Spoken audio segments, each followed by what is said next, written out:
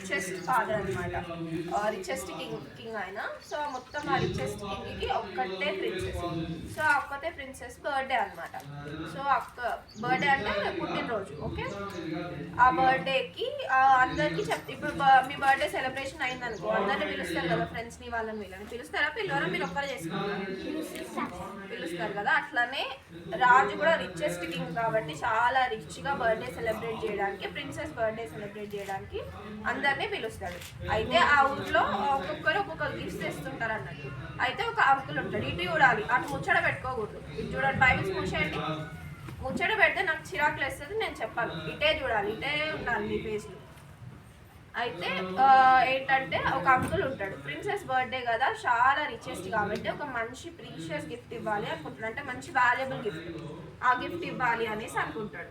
అయితే ఏం గిఫ్ట్ ఇవ్వాలి అని ఆలోచించుకుంటూనే రాజు దగ్గరికి వెళ్తూ ఉంటాడు. అంటే రాజుకి కింగ్డమ్ ఉంటుంది కదా, ఉంటుందా ఉండదా? చెప్పండి, నోరు తెలిసి చెప్పండి. కింగ్డమ్ ఉంటుందా ఉండదా? మీరు చెప్పరా? ఉంటదిగా, అందరు కలిసి చెప్పండి, ఉంటుందా ఉండదా? అయితే ఆ కింగ్డమ్ కి నడుచుకుంటూ వెళ్తుంటే అతనికి ఒక చెట్టు మీద 2 బ్యూటిఫుల్ బర్డ్స్ కనబడతాయి. బ్యూటిఫుల్ బర్డ్స్ అంటే ఏంటి? అందమైన పక్షులు. 2 పక్షులు ఉంటాయి, ఇప్పుడు మన చుట్టూ ఉంటాయి ఆ పక్షులు, చూసిరా ఎప్పుడన్నా? అట్లనే బ్యూటిఫుల్ బర్డ్స్ ఉంటాయి అన్నమాట చెట్టు మీద. 2 సేమ్ కలర్ఫుల్ గా ఉంటాయి అన్నమాట.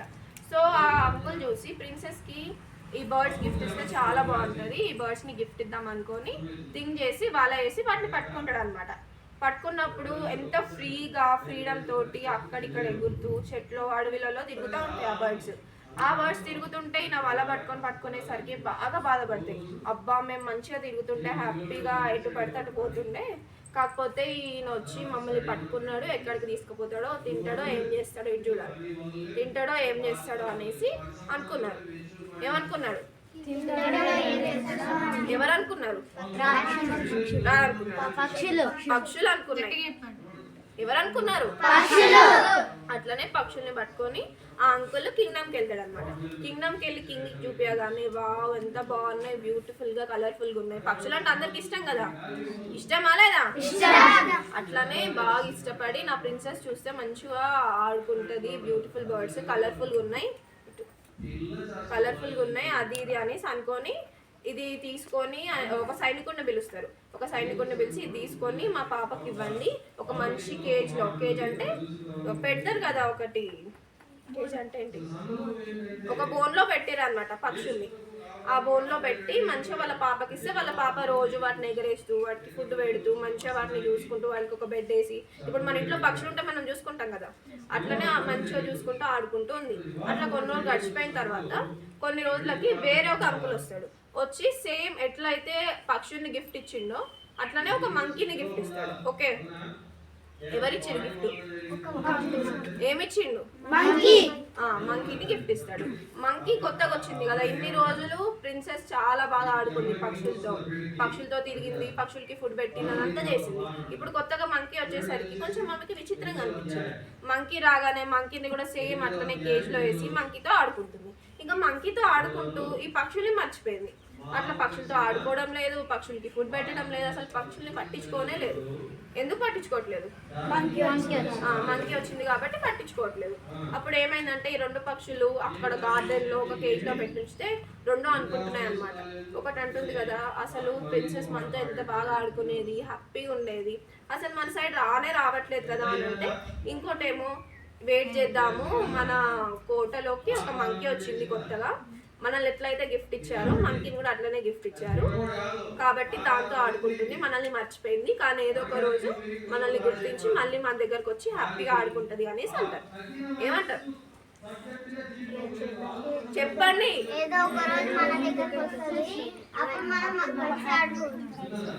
అట్లా అని అనుకుంటారు.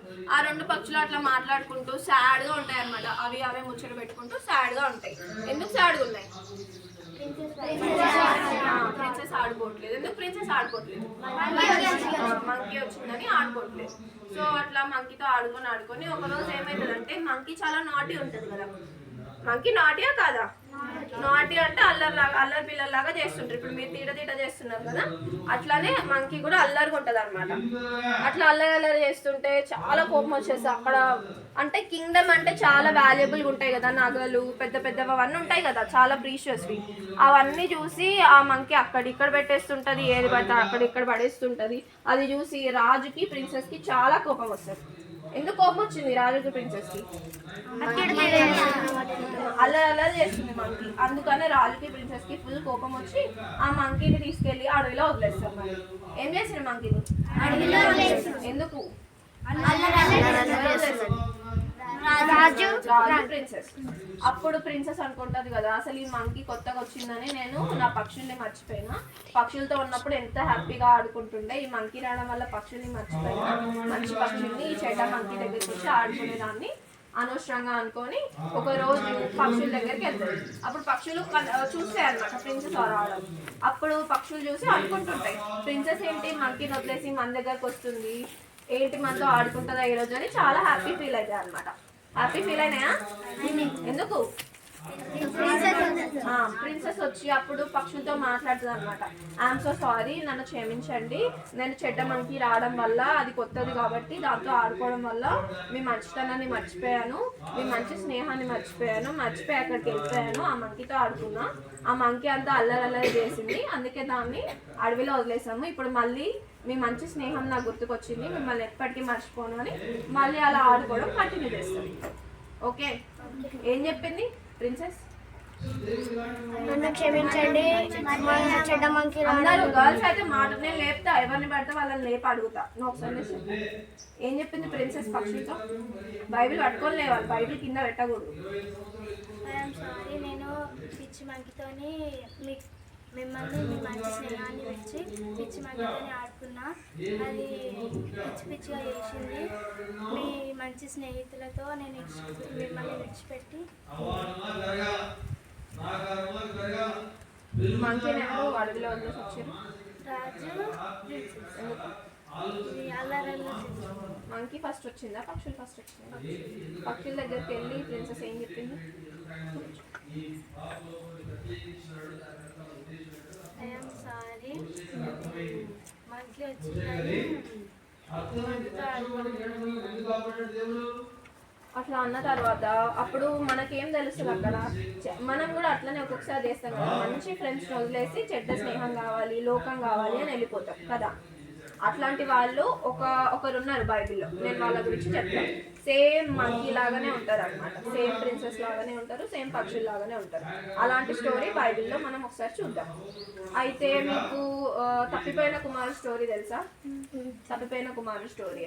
తప్పిపోయిన కుమారుకి స్టోరీ ఎవరికన్నా తెలుసా? నువ్వు కాదు, ఆ పని ఎవరికి తెలీదా?